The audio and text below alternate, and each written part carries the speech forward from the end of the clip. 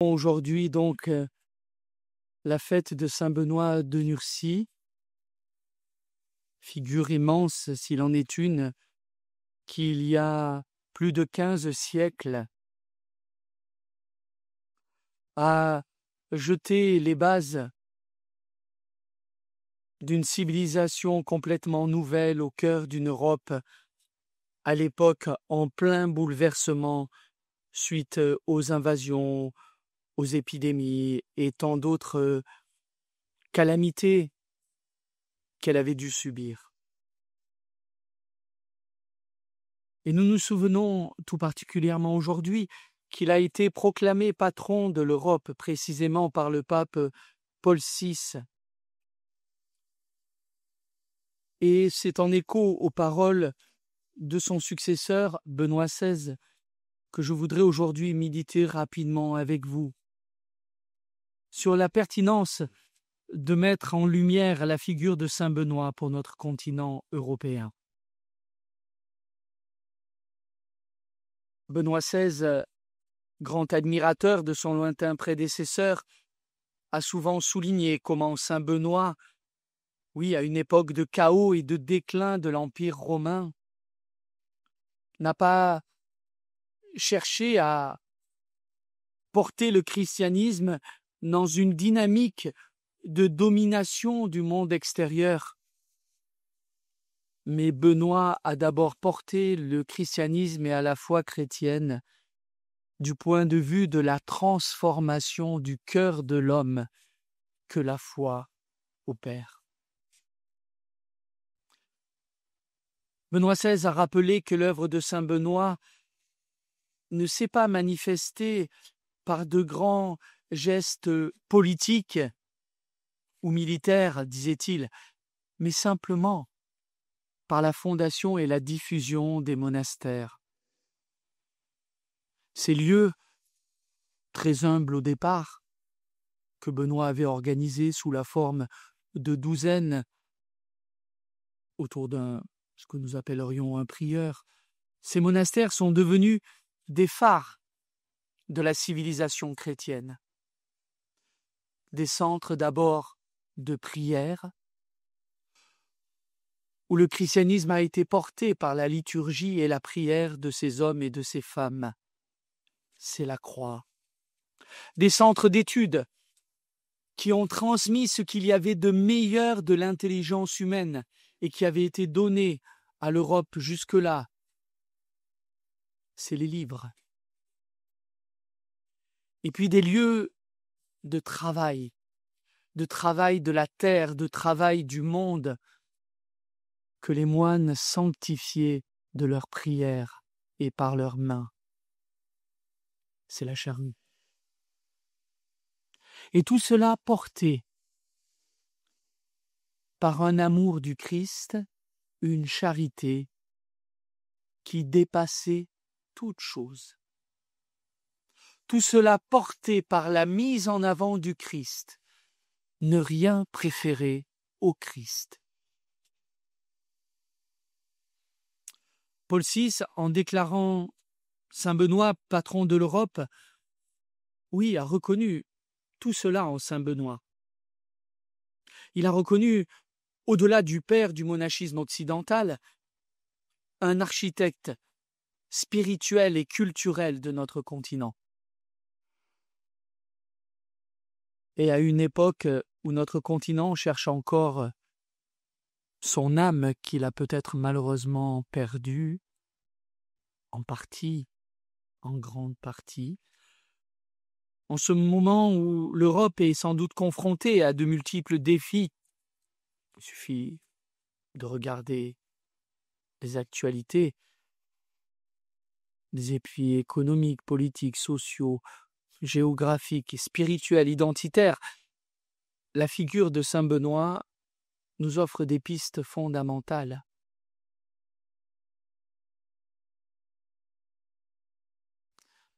Benoît a porté l'idéal de l'unité spirituelle de l'Europe. Oui, le christianisme porté par Benoît et ses moines fait partie des racines fondamentales de notre civilisation européenne. Et il serait suicidaire de l'oublier. Nous en serions rendus à scier la branche sur laquelle nous sommes assis. Saint Benoît nous enseigne, me semble-t-il, 3 choses fondamentales qui ont des résonances avec l'actualité. Il nous enseigne d'abord la valeur de l'ordre et de la discipline. Alors, bien entendu, bien compris, l'ordre ordo ordinis, ce qui est ordonné à Dieu, au Christ. Il remet au centre de toute vie, et la vie bien concrète, le Christ, qui est l'image visible du Dieu invisible. Et il nous invite à ne rien préférer à lui, à tout ordonner dans notre vie en vue de lui. C'est le but de sa règle et la modernité de cette règle. Il a notamment souligné que pour prendre des décisions responsables, le père abbé devait être une personne qui écoute la vie de ses frères, car, dit-il, notamment dans sa règle, Dieu révèle souvent à un jeune frère, au frère le plus jeune, ce qui est le mieux pour la communauté. Cette capacité à écouter est essentielle, bien sûr pour les moines, mais pour tout homme de responsabilité.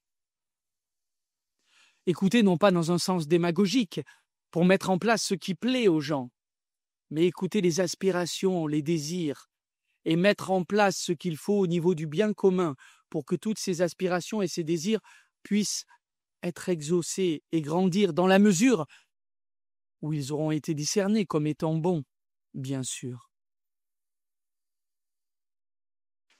La règle de Saint Benoît propose un cadre de vie structuré, ordonné, où chaque chose a sa place et son temps, et donc où toute chose peut être vécue dans une perspective de fécondité.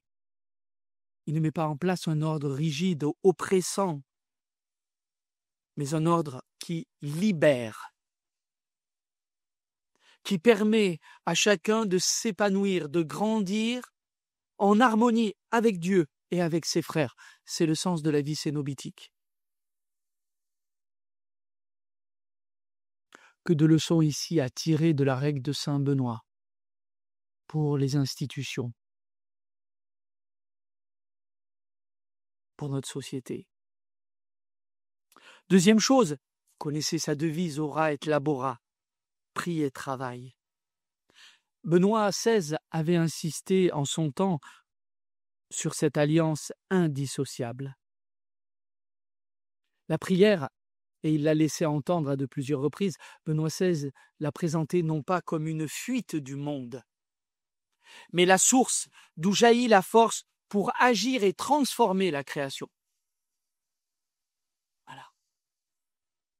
Ora et labora. C'est pas l'un ou l'autre. Même si la prière est toujours première, car l'amour de Dieu est toujours premier. Parce que la grâce est toujours première. Le travail, pour Benoît, qu'il soit manuel ou intellectuel, est appelé à être sanctifié par la prière et en ce sens devient un service rendu à Dieu et aux hommes, un acte de co-création et de co-rédemption.